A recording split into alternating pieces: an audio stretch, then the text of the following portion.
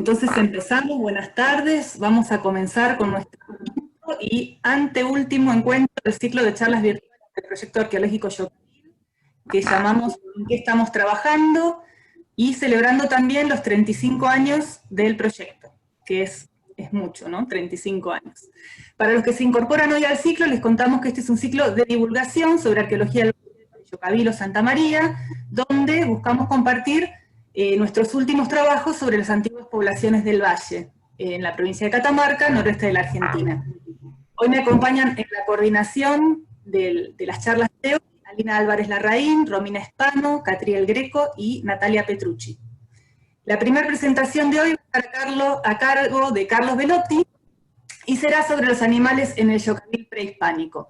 La segunda presentación será una colaboración entre Geraldine Glusman y Florencia Ortega, que nos van a hablar sobre la antigua metalurgia del bronce. Bueno, como saben, estamos transmitiendo a través del Zoom que nos proporciona el CONICET, por lo tanto estamos sumamente agradecidos a María Laura Jiménez, que nos gestiona la plataforma, y también la posibilidad de transmitir a través del Facebook en vivo del proyecto arqueológico Yocabil. Vamos a compartir la pantalla para presentar las charlas del día. Mientras eso sucede, aprovecho para contarles que este ciclo de charlas está sirviendo también para estrenar el canal de YouTube del Instituto de las Culturas, del IDECU, donde estamos subiendo al término de cada charla, al día siguiente, cada una de ellas, como videos independientes, para que las puedan ir viendo si alguna les gustó mucho o si se la perdieron y la quieren compartir a su vez con conocidos, amigos y colegas. Bueno, vamos a comenzar con la primera presentación del día, que va a estar a cargo de Carlos Velotti, como les dije, se titula Los animales en el Yocabil prehispánico, y voy a pasar a presentar de una manera breve a Carlos, que seguramente muchos conocen, haciendo un repaso de sus antecedentes. Carlos Velotti es licenciado en Ciencias Antropológicas y doctor en Arqueología por la Universidad de Buenos Aires. Desarrolló su investigación de licenciatura y doctorado en el marco del proyecto arqueológico Yocabil, actualmente en el IDECU, Museo Etnográfico, entre los años 2005 y 2012, bajo la dirección de Miriam Tarragó, Luis González y Andrés Iceta. Colaboró además con proyectos de investigación radicados en la Universidad Maimónides y en el Instituto Interdisciplinario de Tilcara. Su tema de investigación es la zooarqueología de la etapa agroalfarera de los valles calchaquíes y la quebrada de Humahuaca. Realizó su postdoctorado y es actualmente investigador adjunto CONICET dentro del proyecto Pasado Calchaquí, también en IDECU, dirigido por Cristina Escatolini. A la fecha continúa con el estudio de las arqueofaunas del sur de los valles calchaquíes, en el proyecto Pasado Calchaquí y Yocabil. Entre 2017 y 2018 se desempeñó como personal de apoyo del Instituto Multidisciplinario de Historia y Ciencias Humanas, donde estuvo a cargo del manejo de las colecciones osteológicas de referencia. Finalmente fue coautor de manuales de historia y geografía de nivel medio y participó de actividades de divulgación en Tecnópolis y colegios secundarios. Su especialidad es el análisis de restos óseos de vertebrados tetrápodos, en especial mamíferos, caracterización biológica y morfométrica, tafonomía y análisis cuantitativo. Le interesa, sobre todo, el entretejido de las dinámicas biológicas y socioculturales entre animales, humanos y no humanos. Actualmente está incursionando en el análisis a gran escala del registro zooarqueológico de los Andes Centro-Sur a partir del metaanálisis de la literatura especializada y la generación de una base de datos temática.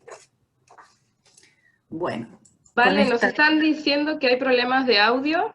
Vamos a ver si es tu micrófono. Se está un poco entrecortado. Vamos a probar ahora con Carlos cuando empieces. Si... Lo dejo de compartir.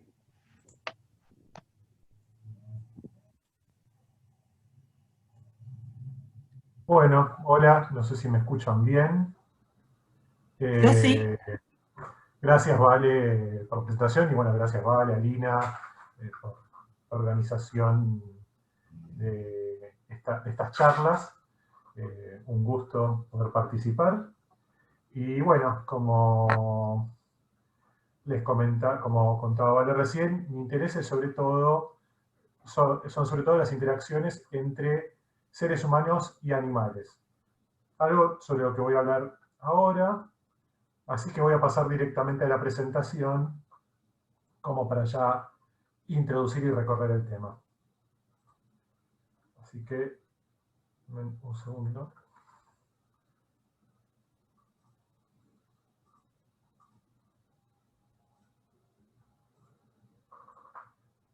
¿Se ve bien ahí? Bueno. Entonces, voy a hablar de los animales en el Yokavil prehispánico. No todos los animales, sino sobre todo aquellos que interactuaron con los seres humanos, sobre todo durante la etapa agroalfarera, es decir, desde las primeras aldeas hasta la anexión del territorio por el Imperio Inca. Entonces, lo primero sobre lo que quiero hablar es qué entendemos por qué hablo de interacciones. Bueno, los seres humanos y los animales, a lo largo de toda la historia de la humanidad, de la evolución misma de nuestra especie, interactúan con el resto de los organismos con los organismos de su entorno, plantas y animales.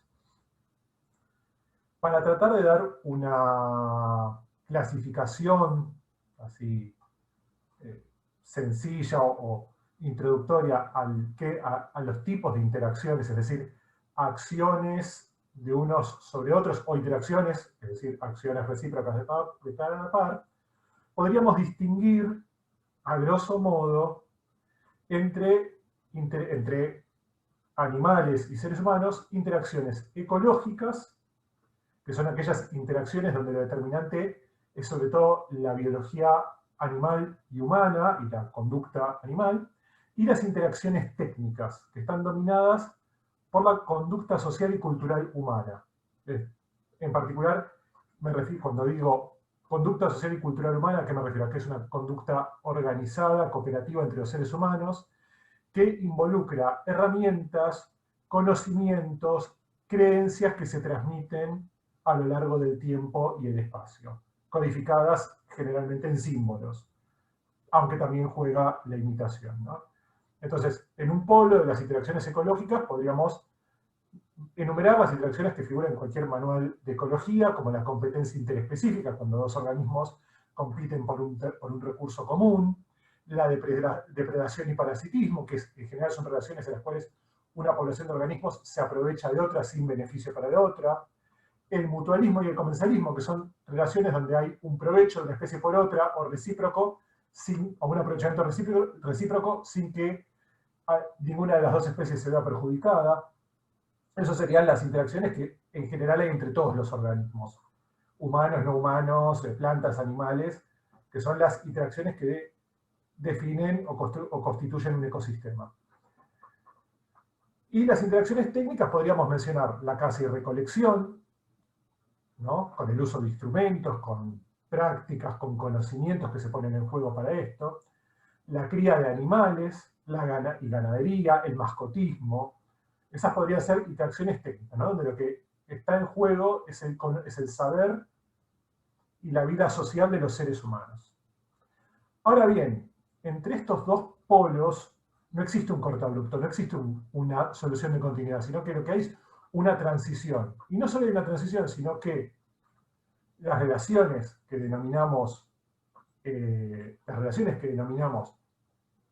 técnicas, que forman parte de la cultura y de la sociedad humana, contienen en su interior relaciones ecológicas, es decir, la caza y recolección, si bien es la caza y recolección de gran fauna y de fauna menor, si bien es una práctica técnica, es una práctica cultural, es una práctica social, desde el punto de vista ecológico tiene un funcionamiento que es similar a de la competencia interespecífica y a la depredación. Del mismo modo, la cría de animales es un tipo de mutualismo, de relación de beneficio recíproco a nivel población de la especie humana y de una especie animal.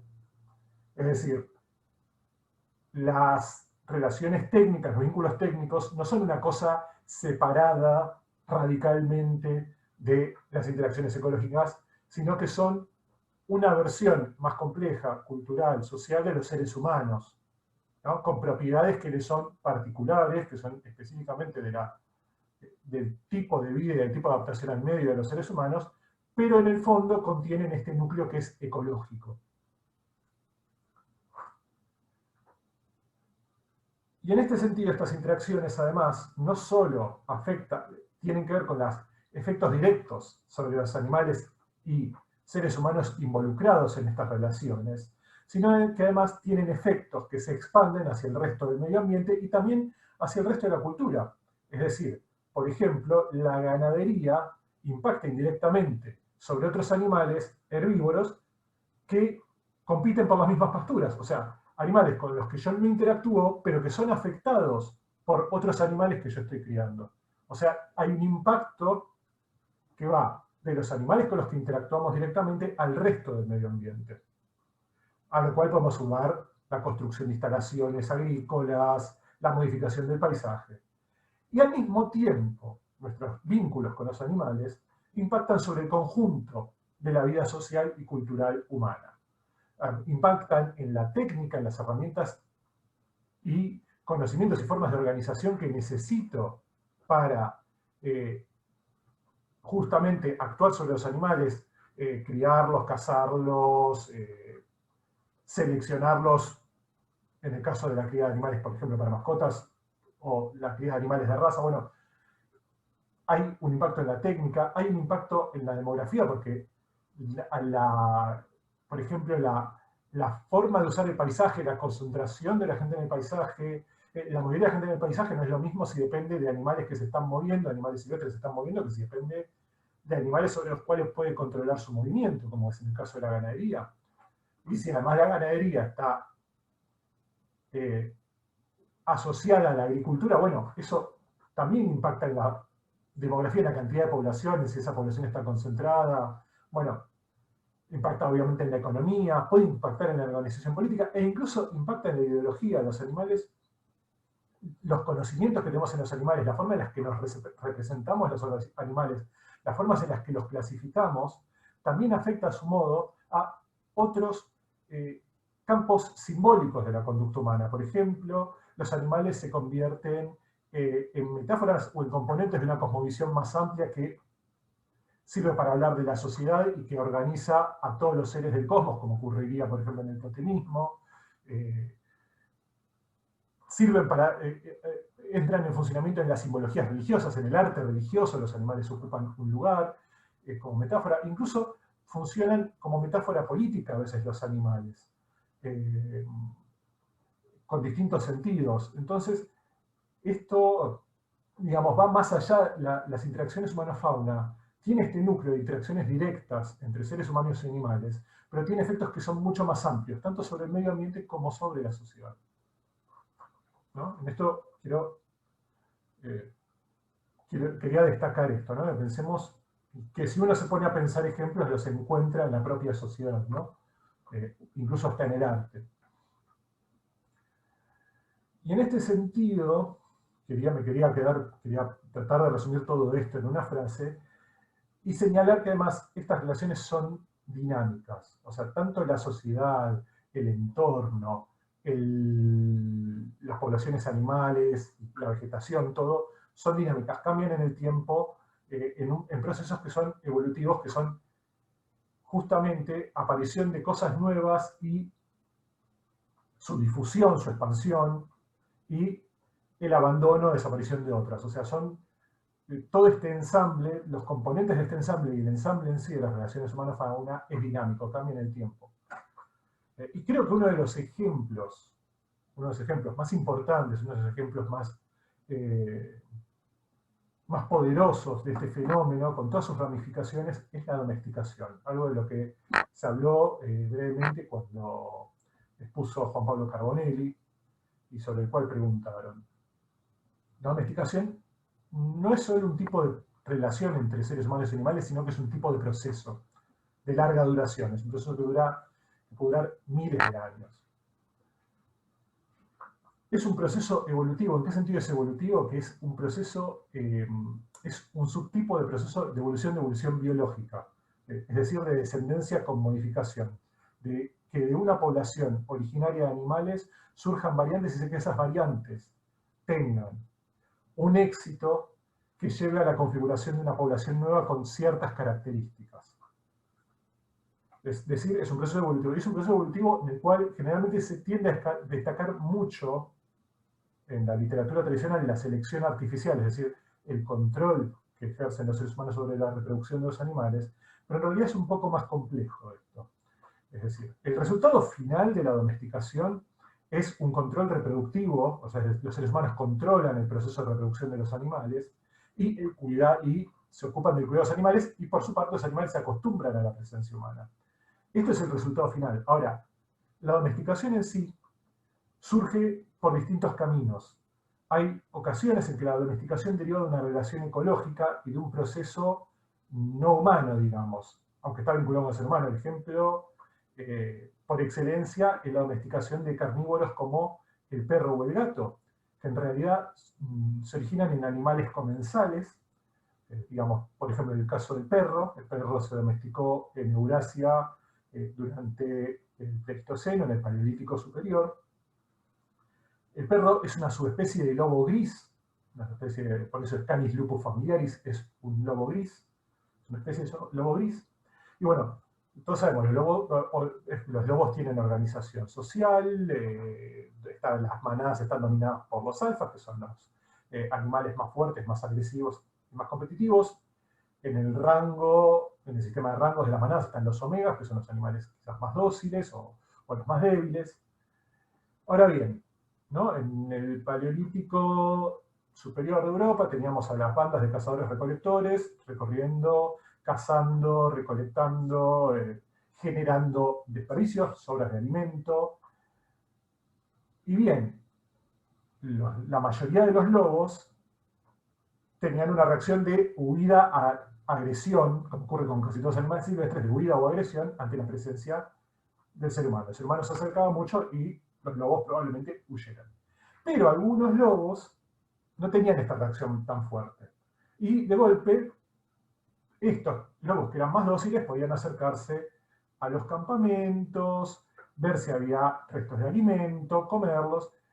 Y claro, este acceso a un nutriente nuevo los ponía en ventaja, porque el lobo que huía por ahí en ese ambiente, dependiendo solo de lo que podía cazar, ese lobo no prosperaba mucho. En cambio que se hizo comensal del ser humano, empezó a tener una fuente nueva de alimento y a dejar más descendencia. Y como lo que daba la ventaja era la tolerancia del ser humano, los descendientes de estos lobos que tenían todavía más éxito eran los que eran más dóciles todavía. En algún momento los seres humanos pasan a aprovechar este proceso, a capturar cachorros, a criarlos, a dejar que sobrevivan o se reproduzcan los más dóciles, y esto fue acentuando el proceso hasta que se formó una nueva subespecie que es el perro que conocemos, ¿no? Pero esto es lo que se llama el camino comensal a la domesticación, que es la domesticación empezando del lado de los animales, digamos, ¿no? Por ponerlo de un modo simple. Luego tenemos el camino depredador, el camino presa, que es que empieza ya más bien del lado de los seres humanos, digamos, que es cuando una población, por ejemplo, se especializa mucho en la caza de ciertos animales, en algún momento, además de cazarlo, empieza a proteger a los rebaños silvestres. Esto es lo que sucede generalmente con los grandes herbívoros domésticos, que en algún punto empezó a ser conveniente no solo cazarlos, sino asegurarse de que esos animales no tuvieran depredadores en un paisaje, protegerlos. También utilizar técnicas de caza que no los asustaran, usar, por ejemplo, arco y flecha para cazarlos y que los animales no huyeran, no se aterrorizaran, como podría ocurrir con otras técnicas de caza, y se fueran acostumbrando a la presencia humana. Este es otro camino de domesticación, que es el camino presa. Y bueno, perdón si me extiendo un poco con esto, pero es pertinente a lo que voy a contar, a lo que voy a contar luego. Bueno, finalmente, vuelvo a repetir, los animales domésticos en general se consideran o una especie distinta o una subespecie distinta de la de sus ancestros silvestres. O sea, el lobo es Canis lupus, el perro es Canis lupus familiaris, es su especie. Como vamos a ver ahora, el guanaco es una especie, el lama bónico, la llama es otra especie que es lama glama, a pesar de que desciende del guanaco. Y bueno, Sudamérica ha tenido sus animales domésticos. Uno de origen no local, o sea, hay perros en Sudamérica, había perros en Sudamérica prehispánica, pero aún así el perro en sí es originario de Eurasia. Llegó con los primeros pobladores del continente hace más de 12.000 años el perro. O sea, cuando se ocurrió el poblamiento de América también ocurrió el ingreso de los perros, que ya llegaron domesticados, más allá de que luego fueron variando y evolucionando con intervención humana en nuestro continente, incluyendo la aparición de variedades típicas como el perro pelado, que es una mutación que surge en México y se difunde luego a los Andes. ¿No? En México son los xoloitzcuintles, acá es el perro pila. Y luego tenemos los animales que se domesticaron efectivamente en Sudamérica, como el pato criollo, que se habría domesticado. Luego hay resto de pato criollo en los Andes, pero el origen estaría, no se sabe muy bien, pero se cree que estaría entre la costa del Caribe y el curso inferior de Amazonas o el Gran Chaco en Paraguay. Y luego en los Andes tenemos 3 especies domésticas. 2 camílidos y un roedor que es el cobayo Occavia porcellus. El cobayo desciende del cuis. Es una especie distinta del cuis, es una especie doméstica, probablemente un doméstico comensal. Comía restos de comida humana y la gente en algún momento empezó a criarlos y aprovecharlos con distintos fines. Y estos son realmente muy importantes, los camélidos sudamericanos, que serían los domésticos, son la llama y la alpaca, sobre los cuales voy a hablar ahora en un ratito. Estos son muy importantes porque en general los grandes herbívoros domésticos son muy importantes para las economías ganaderas humanas. Hablemos de vacas, cabras, además son animales que ahora un poco voy a contar. Bueno, los camélidos son americanos. ¿Por qué camélidos? Porque pertenecen a la misma familia que el camello y el dromedario del viejo mundo. O sea, el origen de los camélidos es en lo que hoy sería Norteamérica hace 45, 40 millones de años. De esos camélidos ancestrales, algunos migraron hacia el sur, habrán migrado hace 2,5 millones de años, en un evento que es el Gran Intercambio Americano, que es cuando se forma el Istmo de Panamá. Habrán migrado, ahora no lo recuerdo bien, pero creo que fue en ese momento que ocurrió la migración. Y en el curso de evolución surgieron distintas especies silvestres, de las cuales hoy sobreviven el guanaco, que tiene 2 subespecies, y la vicuña, que tiene otras 2 subespecies. El guanaco, las subespecies son el guanaco meridional, que es el lama guanico de guanicoe, y el guanaco norteño, que es lama guanico de caxilensis, del cual desciende la llama. Al mismo tiempo de la vicuña tenemos la vicuña, que es la vicuña del sur, que es la que tenemos aquí en el noroeste argentino, y hacia el norte tenemos la vicuña septentrional, la vicuña del norte, que es vicuña mensalis, de la cual desciende la alpaca. ¿No? Estas relaciones de parentesco se ven acá. Un poco están diagramadas acá, lo mismo que los nombres científicos que se componen de género y especie. Bueno, como les repetía, guanaco y vicuña son silvestres, es decir, se reproducen con total independencia de la intervención humana. No están acostumbrados a la presencia humana, o están acostumbrados en grados variables, depende de las circunstancias del medio ambiente donde estén viviendo. Y 2 especies domésticas, es decir, ya especies nuevas, producto de la interacción con el ser humano, cuya reproducción está en buena medida controlada por el ser humano, y que, digamos, sirven a distintas funciones y necesidades, y sirvieron a lo largo de la historia.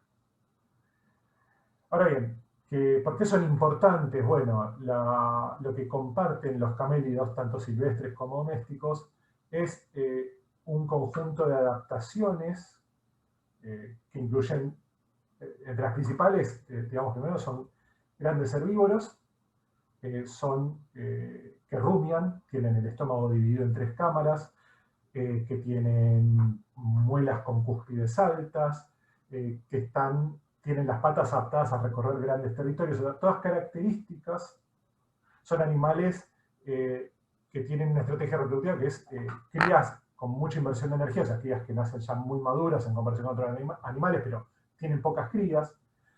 Todas estas características, que son compartidas por algunos otros animales, bueno, tienen una organización social, o sea que, digamos, los camelídeos silvestres forman tropas conformadas por un macho dominante y las hembras con las que se reproducen, o tropas de solteros, que son los machos expulsados por el macho dominante. O sea, estos son formas de organización social. Y en general, todas estas características los hacen muy interesantes para la depredación humana. ¿Por qué? Pues son animales que, para empezar, por el tipo de dieta que tienen, transforman la biomasa vegetal, transforman las pasturas, los arbustos, en el caso de los ramoneadores, transforman las pasturas, los arbustos en proteína y grasa y otros nutrientes que el ser humano puede consumir, ¿no? O sea, la gran ventaja de los animales que rumian es esta, que transforman para el ser humano, no para el ser humano, transforman para sí mismo, y nosotros nos aprovechamos de eso, las pasturas en carne y grasa. Y además, al ser animales con algún grado de organización social, o sea, forman grupos, es decir, que mismo para un cazador es ventajoso si hace cacería en masa capturar varios, aunque en realidad lo preferente es no afectar demasiado en la reproducción de los grupos, pero también esta organización social puede ser una característica que luego sea capturada por el proceso de domesticación, ¿no? Así como los animales se toleran unos a otros, en el proceso de domesticación que se acostumbren también a tolerar la presencia humana, que esto es fundamental, ¿no? Que los animales toleren nuestra presencia y no salgan huyendo. O sea, es decir, ofrece tanto ventajas energéticas y nutricionales como ventajas de conducta que lo predisponen a ser muy importantes para las economías, tanto cazadoras, en el caso de los camellos silvestres, como ganaderas, en el caso de los domésticos. Esto es algo que no quería dejar de decir. Y bueno, los animales pueden ser objeto de dos tipos de explotación, ¿no? La explotación primaria, que es sobre todo cuando sacrificamos al animal, que ahí lo que obtenemos es alimento, cuero, hueso, lana. Y la explotación secundaria, que se aprovecha del animal vivo, que esto es solo con los domésticos, primordialmente con los domésticos, aunque hay formas de explotación secundaria de los animales silvestres, que el animal nos provee de lana, abono, sirve como animal de carga, sirve como almacén viviente, o sea, una ventaja de domesticación es que es una forma de almacenaje, o sea, el animal está ahí, si lo necesitamos, sacrificamos cuando lo necesitamos. Pero bueno, todo esto que les decía tiene que ver con algo que vamos a ver un rato, que es un animal. Bueno, además, otra cosa importante de los camellos es que están adaptados a entornos áridos, como pueden ser los valles o las punas del altiplano. Bueno, entonces, esto que les quería decir se relaciona con algo que vamos a ver cuando empecemos a mirar un poco qué pasa en los valles en el pasado. Lo vamos a ver un poco. Pero bueno, quería un poco transmitir estas ideas. Bueno, y por último, lo que es importante señalar, o sea, como les dije, hay dos especies domésticas de camélidos, que son la alpaca y la llama, y dos silvestres. Ahora bien, y esto es importante para algunas cosas que vamos a discutir sobre los valles. Lo que se puede ver en este mapa que estoy señalando acá, como para cerrar un poco con esta introducción general a los camélidos, es, en la actualidad, acá tenemos la distribución, el rango máximo de lo que serían las poblaciones actuales de vicuñas y guanacos. Como vemos, la vicuña se restringe a lo que es la altiplanicie andina. De hecho, está en altitudes superiores a los 3.500 metros sobre el nivel del mar. Probablemente en el pasado no tenía la misma distribución, pero bueno, la distribución que conocemos hoy es esta.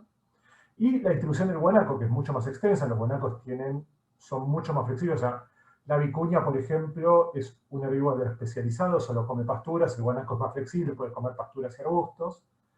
y está acostumbrado a distintas altitudes. La vicuña tiene que beber agua todos los días, el guanaco puede pasar tiempo sin tomar agua, y los guanacos tienen un rango mucho más amplio que llega hasta la costa atlántica en la Patagonia. Esto es importante por lo que vamos a hablar luego, pues es probable que la distribución pasada se asemejara, ¿no? Por razones ecológicas de los animales. En este sentido, la alpaca, que es una vicuña doméstica, tiene una distribución todavía más restringida. Es muy improbable que haya habido alpacas en el noroeste prehispánico.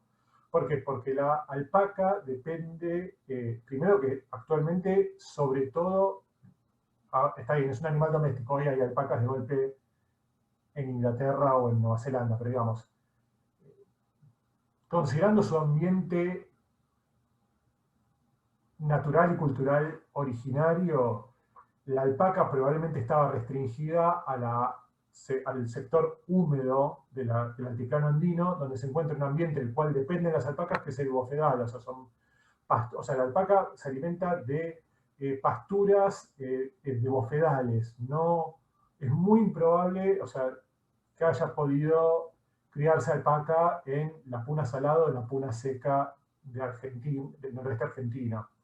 Así que es muy improbable que haya. Aparte, de momento, si bien son muy difíciles de identificar arqueológicamente, de discriminar los distintos camelios arqueológicamente, no habría por ahora mucho registro, o sea, hay alguna hueso, algún diente se ha identificado en alguna publicación como alpaca, pero en principio no habría alpacas en el noroeste prehispánico, por razones ecológicas y técnicas que tienen que ver con el tipo de pastura que el animal requiere.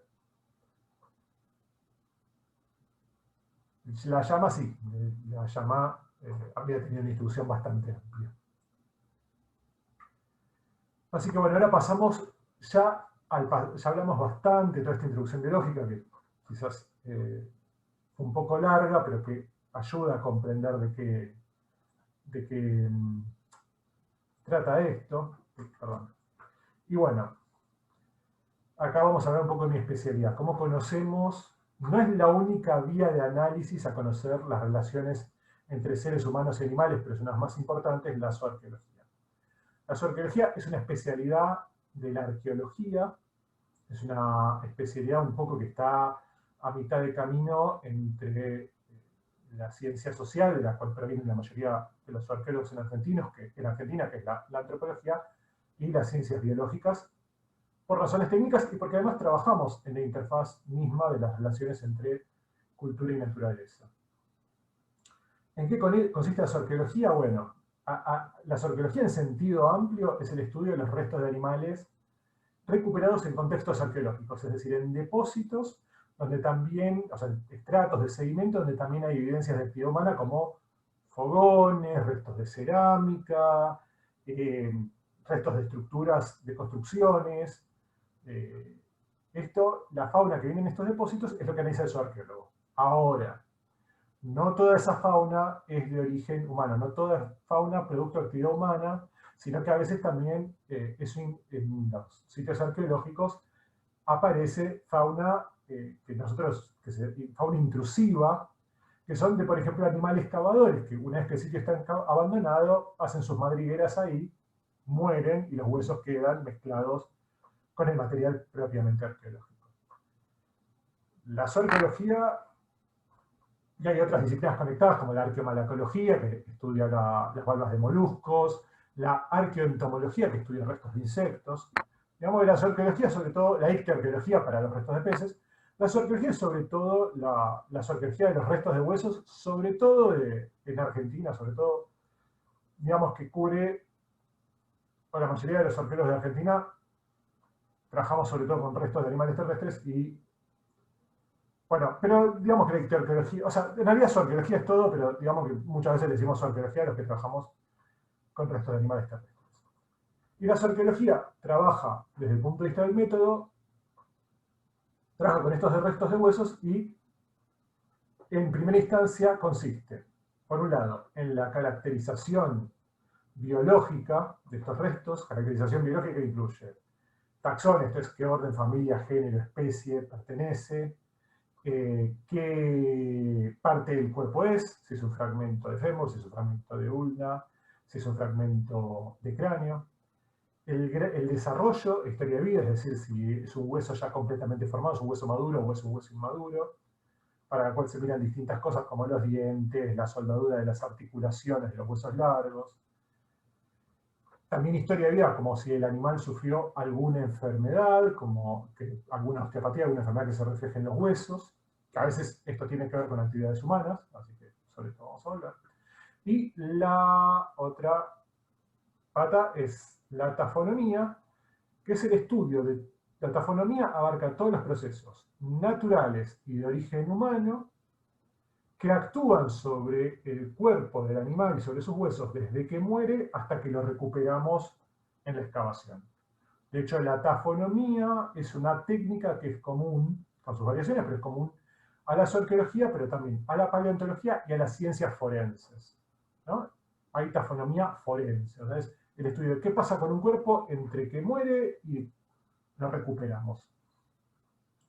Y luego a todo esto hay que sumar la cuantificación, que es caracterizar grandes cantidades de huesos, derivar tendencias generales de un gran conjunto de huesos, la parte ya más cuantitativa, el análisis estadístico de esos resultados, y luego lo que es la contrastación de hipótesis, ¿no? Que es todos estos datos que nos dicen en relación a las interacciones humano-fauna en el pasado.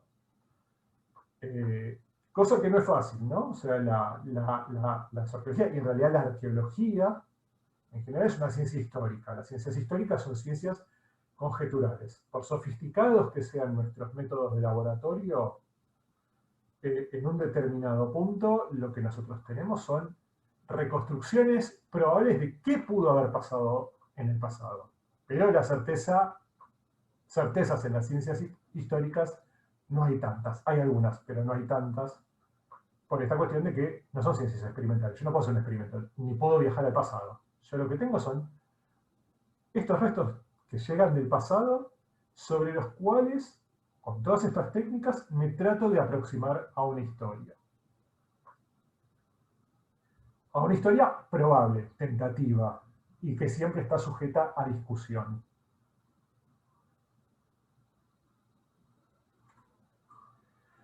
Así que la arqueología tiene una historia en los valles calchaquíes en general, incluyendo el norte del Valle Calchaquí, la arqueología se remonta a fines de los 60. Los estudios de D. Guerrero en el sitio, tampoco a la descripción de la fauna de campo de Colorado por D. Guerrero. Para el sur de los valles calchaquíes, Valle de Santa María, Valle del Cajón, Faldeos de la Conquija, la arqueología tiene una producción muy voluminosa, o bastante voluminosa, pero relativamente reciente, en los últimos 20, 25 años, ¿no? Y en la que han cooperado o en la que han contribuido distintos proyectos de investigación y distintos investigadores, ¿no? Entonces, en la cual podemos mencionar, desde, por ejemplo, sobre todo, quiero mencionar a los trabajos de, antes que me precedieron, de Jerónimo Pratolongo, en Rincón Chico 15 y Las Mojarras. Quiero mencionar en numerosos sitios como Yutopián, Cardonal, los trabajos, Bagno Viejo, los trabajos de Andrés y Zeta, del Grupo Pasado Calchaquí. También, bueno, un poco más al norte, en la Quebrada de Tolomón, los estudios de Mengoni, la descripción de Mengoni, de la fauna. Y, bueno, mis propios trabajos dentro de del proyecto Yocabil y del proyecto Pasado Calchaquí en el sur de los valles calchaquíes, en Yocabil. También colaboración con Javier Mastri en Maimónides, Analice Fauna. Así que hay bastante fauna estudiada por distinta gente, y acá, bueno, hay algo que siempre hay que mencionar. La ciencia es una tarea cooperativa, la ciencia, un sociólogo de la ciencia, que era Merton, hablaba de comunismo epistémico, comunismo del conocimiento, o sea, uno investiga para compartir los resultados, y el conocimiento que se genera no es el conocimiento del investigador individual, sino es el conocimiento que generan diversos investigadores a través del tiempo, ¿no? Quiero señala. Quiero recordar esto porque es importante, ¿no? El carácter cooperativo de la ciencia. Y bueno, acá vemos todos los sitios que figuran en este mapa, son los sitios que tienen, de los que hay ya publicados o que están en estudio, restos arqueofaunísticos, ¿no? Y el color de los sitios refleja su posición en la cronología relativa de los valles, en los periodos culturales de los valles, ¿no? Por ahora, de lo que sería el precerámico, lo único que tenemos son unos pocos huesos sobre los que les habló ya Juan Pablo para el alero Obra del Toro. Y luego, para la etapa agroalfarera, para los 3 periodos, el formativo, desarrollos regionales y el periodo Inca, todo el resto de los sitios. Muy sucintamente, los formativos es el periodo que comprende desde las primeras aldeas, donde si bien son aldeas que siguen practicando la caza y recolección, es mucho más importante en su economía la agricultura y la ganadería, y eso hace que toda su organización social esté fuertemente influida por estas prácticas. Una de sus consecuencias es el sedentarismo, que a su vez se relaciona con la aparición, o por lo menos el éxito de nuevas tecnologías como la cerámica.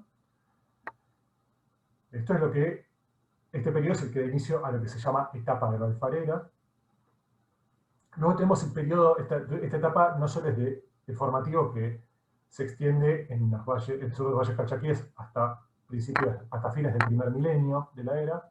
Es también la de la expansión aldeana, no solo aparecen estas aldeas, sino estas aldeas van cubriendo cada vez más del paisaje y además van transformando el paisaje, despedregando campos, creando terrazas, o sea, creando infraestructuras agrícolas, o van modificando el entorno que hoy tenemos, no es el mismo entorno de hace 4.000 años, sino que es un entorno que lleva ya un par de miles de años de modificación humana.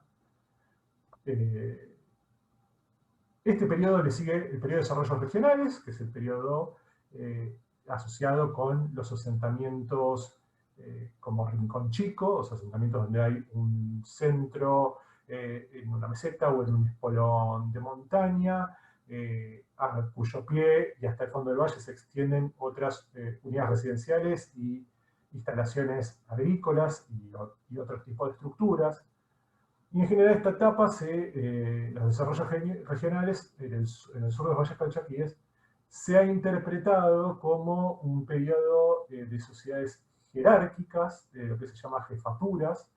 Las jefaturas son sociedades jerárquicas, digamos, muy en abstracto, son sociedades jerárquicas, pero no llegan a ser sociedades donde haya, por ejemplo, un monopolio de la capacidad de ejercer la violencia por un Estado, ¿no? O sea, lo que hay son distintos linajes, distintos grupos de parentesco, y distintas aldeas con un estatus relativo distinto, con una aldea, un centro poblado y un linaje, una familia que es dominante o tiene más influencia que el resto, y que puede exigir la cooperación de los demás, tanto en la dirección de una batalla, de una guerra contra otra comunidad por el estilo, contra otra jefatura, como también en la organización de trabajos agrícolas, trabajos de infraestructura. Estos serían periodos de desarrollo regionales. Y el último periodo es el periodo Inca, que es cuando el Imperio Inca, un estado centralizado, territorial, imperial, con centro en los Andes centrales, en Cusco, se extiende a lo largo de casi toda el área andina, de los Andes centrales y los Andes centro-sur, y domina a las poblaciones locales. No las transforma radicalmente, sino que establece, o sea, si bien no afecta profundamente el funcionamiento interno de las jefaturas, sí establece obligaciones de estas para con el imperio, como por ejemplo realizar trabajos agrícolas en las instalaciones agrícolas del Imperio Inca. El Imperio Inca construía campos agrícolas y las poblaciones locales tenían la obligación de enviar trabajadores para realizar las tareas necesarias. Esto sería el último periodo cubierto por los sitios. Los que están en el círculo amarillo son los sitios arqueológicos con arqueofauna que estudiamos Jerónimo Pratolongo y yo para el valle de Yocaví. Ahora bien, ¿qué tipos de...? O sea, estas arqueofaunas tienen distintos tipos de depósitos. O sea, un depósito es el tipo de estrato que son distintos tipos de estrato de los sitios arqueológicos, distintas matrices de sedimento de tierra que se formaron producto de actividad humana. Puede ser desde pisos de ocupación, o sea, el suelo de las casas, hasta, por ejemplo, basurales, lugares especiales donde se tiraba basura y restos de comida. Y a veces también restos de comida quedan tirados en dispersiones subsuperficiales que serían, no hay una estructura de origen humano, pero sí uno excavando, por ejemplo, una trinchera encuentra restos de actividad humana como algunos restos de cerámica, fauna y demás. Esto se ve en sitios como el segmento norte de Rincón Chico. Y a la vez, por ejemplo, estos distintos tipos de sitios vienen de estos distintos tipos de contextos, estos distintos tipos de depósitos, vienen de distintos tipos de sitios. Tenemos, no solo cronológicamente, sino que tenemos desde lo que serían casas familiares, como es el sitio Soria II de Formativo, hasta instalaciones estatales, imperiales, de los incas, como el tambo de Punta de Balasto, ¿no? O sea, hay diversidad de orígenes. No obstante lo cual, vamos a ver que las faunas son muy similares entre sí. A modo de ejemplo, de qué puede... Voy a tomar un poquito de agua.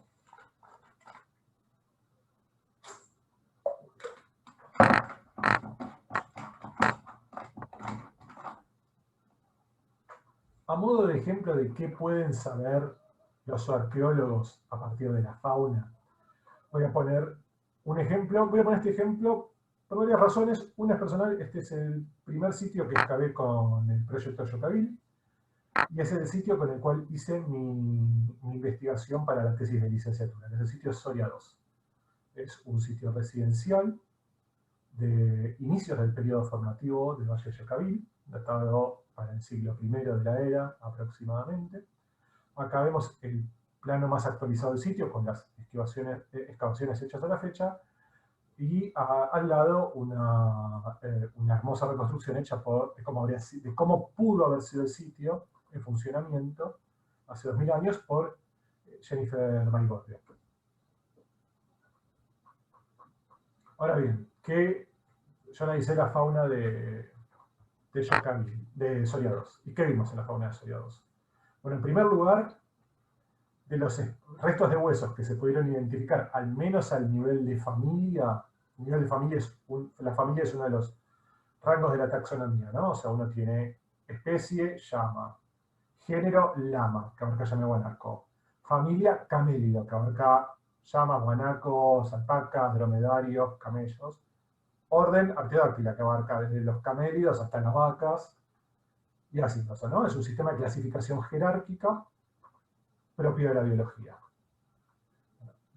Todos los huesos, de los casi 500 huesos que identificamos al nivel de familia, lo que vemos es que la inmensa mayoría, o sea, no sé, digamos, 460, 442 son camélidos, ¿no? Ya, en primer lugar, lo que vemos ahí es un dominio absoluto. De otros animales, como por ejemplo la familia Chinchillidae, que es lo segundo más abundante, que abarca chinchillas y vizcacha de la sierra, hay nada más que 14 fragmentos de hueso. Remarco la chinchilla porque es un roedor grande que seguramente pudo haber sido utilizado como alimento. Es muy poco.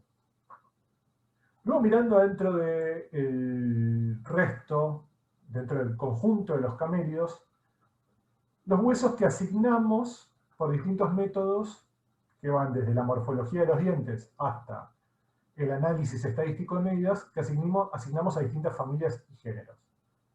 Lo que vemos es que la llama es casi la mitad de lo que se puede identificar. Vicuña y guanaco son una parte pequeña, en comparación son mucho menos, son 5 en total, son menos de la mitad. Y luego tenemos el grupo guanaco-llama, que en realidad son huesos que por las medidas no podemos saber si son guanaco o llama. O sea, acá hay una cosa que yo quiero puntualizar, y es, morfológicamente, salvo los dientes, o sea, si tenemos el esqueleto completo es otra historia, pero nosotros lo que normalmente tenemos son huesos rotos y mezclados.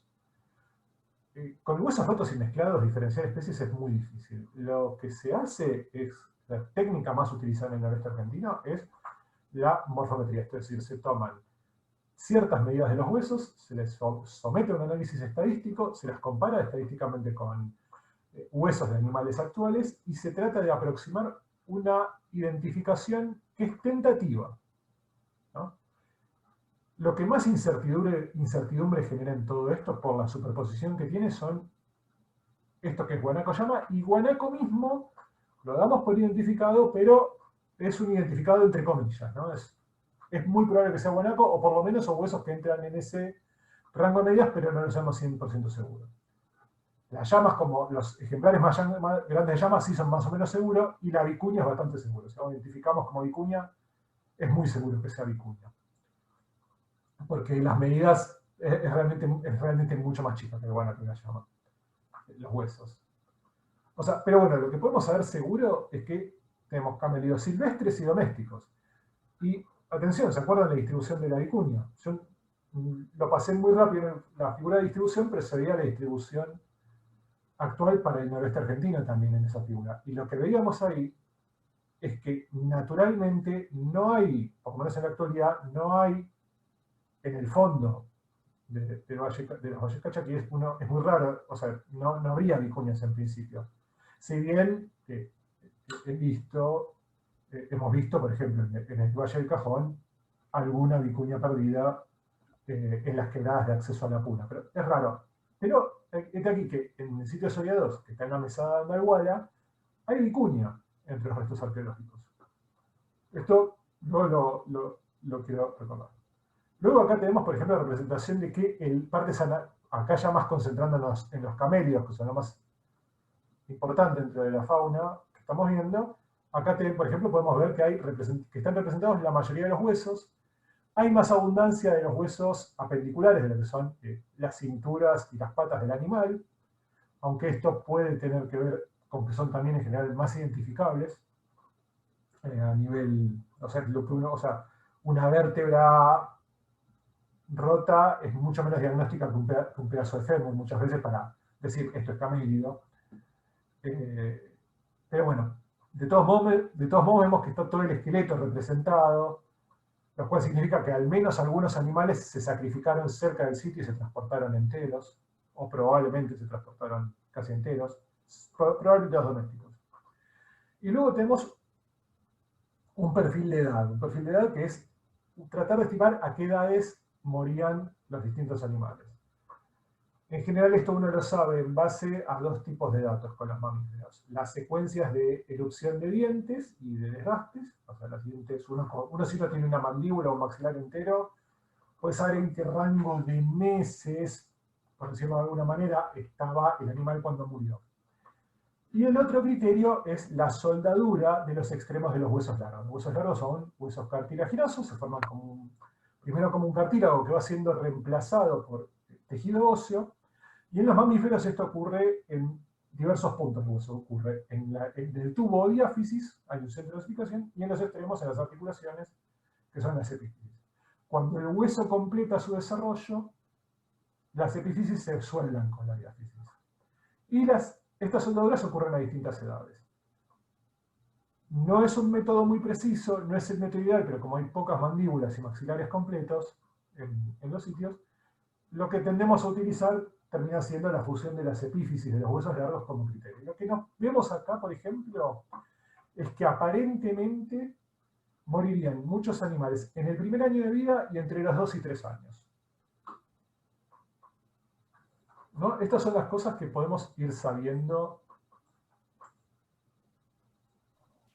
con la fauna de Soria 2. ¿Sí? Vamos cerca de la hora. Te pido si podemos redondear un poquito. Bueno. Gracias. ¿Qué podemos hacer con esto? Bueno, los camelídeos son principalmente fuente animal, practicaban caza y ganadería. Los huesos de vicuña indican que de alguna manera accedían a los recursos de puna, sea con expediciones de caza o por intercambio. La mortandad de camellos en el primer año puede ser resultado de enfermedades de corral, esto podría estar relacionado con la cría de llamas, de enfermedades como la diarrea, y en el tercer año podría estar reflejando la matanza para obtener carne. Luego, por otro lado, los huesos están muy fragmentados, lo cual en parte de la fragmentación se debe a procesos naturales, como la exposición al aire y a los cambios de temperatura y de noche, Pero otra parte de la fragmentación se debe a acciones intencionales y no intencionales de los seres humanos, desde quemar los huesos para descartarlos hasta fracturarlos para extraer médula y grasa. Bien, cuando tomamos todos los sitios que se estudiaron para el Valle del Yocavil, para los distintos periodos, lo que vemos es que en todos los periodos, los camelios silvestres o domésticos representan entre el 80 y el 90% de los restos de huesos. Si tenemos en cuenta que además los otros animales comestibles, como la vizcacha o el peludo, son animales chiquitos, en realidad la mayoría de las fuentes, la mayoría del alimento animal provenía de la llama, el guanaco y la vicuña. Era prácticamente la principal fuente de proteína animal. Cuando tratamos de ver las determinaciones a nivel de especie, bueno, en el precerámico es interesante observar que en el sitio del Toro se identificó, en la etapa precerámica, un hueso que por las medidas podría corresponder a llama. Esto podría estar hablando de la participación del Valle de Yocavil en el proceso global de domesticación de la llama que tuvo lugar desde los Andes centrales hasta la puna del noroeste argentino. Y en todos los periodos lo que vemos es una importancia grande de la llama, y durante toda la etapa de la alfarera hay vicuña. Esto me interesa sobre todo para marcar esto. Durante toda la etapa de la alfarera los recursos de la puna se estuvieron utilizando. Algo que vemos con otras evidencias como la cerámica, la obsidiana de las puntas de flecha. Esto también es interesante. Bueno, además de la arqueología, otras cosas que tratamos, u otras cosas que aportan al conocimiento, bueno, por ejemplo, el estudio de osteopatías, esto es enfermedades de los huesos, como crecimientos en los huesos que se deben a algún tipo de trabajo, como por ejemplo la exostosis en las falanges, en los dedos de los animales de carga. Esto lo hicieron en estudios para Loma Alta, Andrés Iseta y Leticia Cortés. Luego instrumentos de hueso, desde puntas de flecha hasta las huichuñas que se usan en el tejido, que se hacen con los metacarpos y metatarsos. Y luego otras evidencias, como las ollas para cocinar, las tarabitas para atar, que se han encontrado en tumbas que se utilizan para atar los fardos de las llamas cargueras, las puntas que se usan para cargar. Bueno, todas estas cosas también, si no son parte de su arqueología, o lo son parcialmente, de todos modos contribuyen a nuestro conocimiento sobre el uso de los animales. Y bueno, eso es todo. Lamento haberme extendido más de la cuenta. Muchas gracias por escucharme. Y gracias a toda la gente del equipo Yocavil por la invitación. Gracias, Carlos. Perdón que te interrumpí, pero ya estábamos un poquito pasados. Muy bonita la presentación. Gracias. Sí, preciosa y muy completa y con mucha pasión la transmitiste también. Gracias.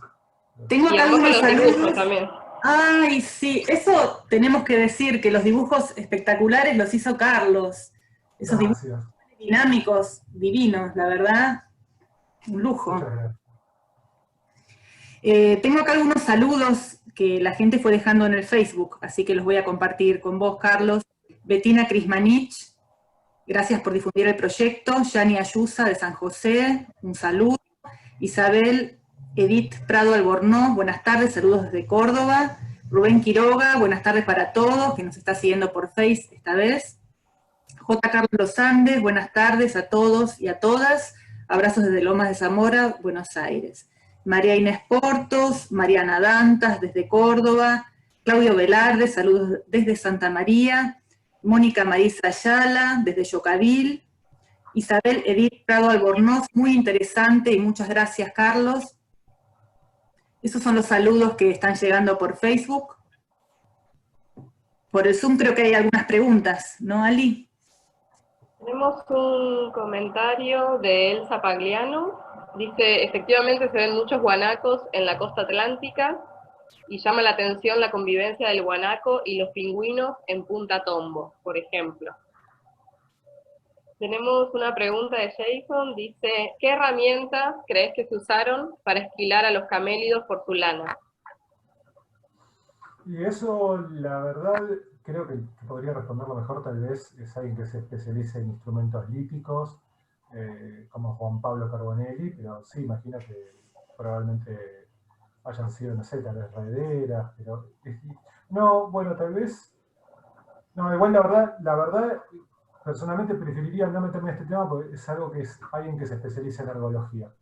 Y es cierto que igual tendría que haber pensado un poco sobre esto, o haber leído sobre esto, pero la verdad prefiero que lo trate alguien que se especialice en ese tema. Muy bien. Tenemos otros mensajitos. Saludos. Raúl Doro, excelente exposición. Romina, hermosa presentación y dibujos. Jason también te dice muy buena la presentación. María Cristina Escatolín, excelente la presentación. Mara Basile, son hermosos esos dibujos. Sí, son hermosos, la verdad. Muy buena exposición, Carlos. Eduardo Santecchia, muy bien, lo vengo siguiendo en las redes con la evolución de sus dibujos. Acá tenemos un fanático tuyo, Carlos. Elsa Pagliano, muy buena presentación. María Cristina Escatolín te pregunta cómo sabríamos si comían cuyes.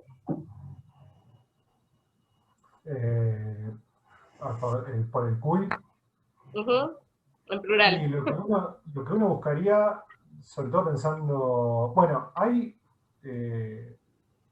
registro de lo que se cree eran cobayos para el noroeste argentino, pero lo primero que se me viene ahora a la mente es, creo que Potrero de Chaquiago, ahora no me acuerdo las arqueologías, pero bueno, hay un informe arqueológico que se habla ahí, es un sitio inca, se habla de cobayo. Estuve en una presentación en el coloquio binacional Argentina-Perú que para sitios incaicos de Cuyo habló de instalaciones para la cría de cobayos, por ejemplo, pensando en los cobayos domésticos, en la zona cuyana, así que habría por el lado de los artefactos y estructuras, habría una evidencia. Lo que uno esperaría es, como arqueólogo, es encontrar los huesos de, una aclaración, hay la cavia, que es el género de los cuy, del cobayo, incluye roedores grandes y pequeños. La mayoría de los que aparecen en los sitios arqueológicos de Yocavil son cávidos muy pequeños que es difícil que hayan sido usados como alimento. No se puede descartar, pero lo que uno esperaría, además de encontrar un resto de cuis silvestre o doméstico, además del tamaño, sería quizás alguna marca de corte o de descarte intencional tirándolo al fuego. Eso es lo que uno puede en la asociación contextual de verlo con otros restos huesos, es decir, tal vez el ser humano lo consumió. Pero claro, es siempre con animales pequeños, uno duda un poco.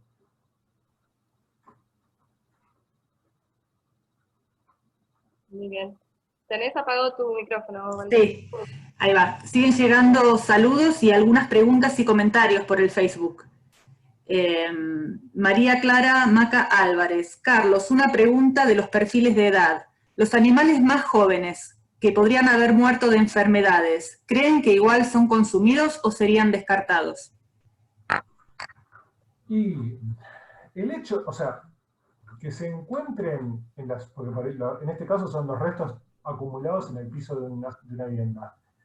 Al haber estado fracturados, ojo, una posibilidad de enfermedad, la otra posibilidad es que los mataran porque simplemente eran animales que no iban a destinar a la reproducción y porque, o sea, es decir, yo mencioné las diarreas de corral como una posibilidad de muerte, pero hay otra posibilidad que es que simplemente los sacrificaran porque no había tantas pasturas y se dejaba vivir a los animales que uno creía que tenían mejores posibilidades de ser buenos reproductores, o eran más mansos, o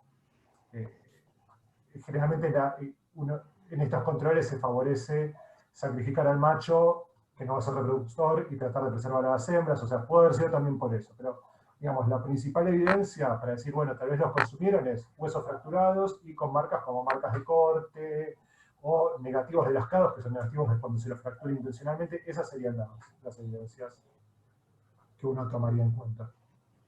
Tengo otras preguntas. Franco Matías Colque consulta, ¿qué tipo de animales se encontraron en Rincón Chico? Y si hay evidencias sobre aves para este sitio.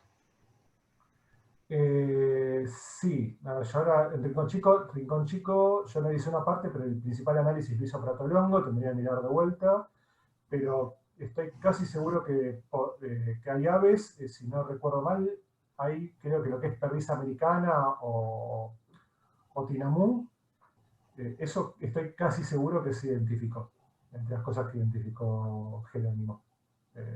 Bueno, siguen los saludos. María Fabiana Bugliani, felicitaciones Carlos, súper informativo. Esteban Villalba, impecable presentación, los dibujos muy buenos, impactaron mucho los dibujos de Carlos. Andrés, muy buena la presentación de Carlos Velotti, saludos. Francisco Velotti, muy buena presentación Carlos, muy completa y dinámica, un abrazo grande. Marcelo Vitores también, dice que es muy bueno la presentación. Rubén Quiroga da un dato, dice, felicitaciones por la exposición, como aporte, conozco el caso de domesticación de un guanaco en Punta de Balasto, realizado por una señora que lo usaba como animal de carga, llevando maíz en costales desde Punta de Balasto a Pajanguillo. Datos aportados por don Eugenio Navarro, director del Museo Intiquilla de Punta de Balasto. Es un muy buen dato ese, o sea, no... En el uso que se le da en biología no llegaría a ser domesticación, porque domesticación es una nueva especie, pero sí, de hecho, de alguna manera, el proceso de domesticación del que hablamos nosotros seguramente incluyó etapas de crianzas de animales silvestres más mansos, como el que oportunamente menciona Quiroga. Así que sí, es un dato muy interesante y muchísimas gracias. Bueno, yo no tengo más mensajes por ahora. Bueno, me quedan tres comentarios acá en Zoom para Carlos. Jenny Baigorria y Verónica Williams te felicitan por la presentación, dicen que es muy buena, y Silvia Manuale también te felicita, y sobre todo por tus dibujos, que dice que están muy buenos.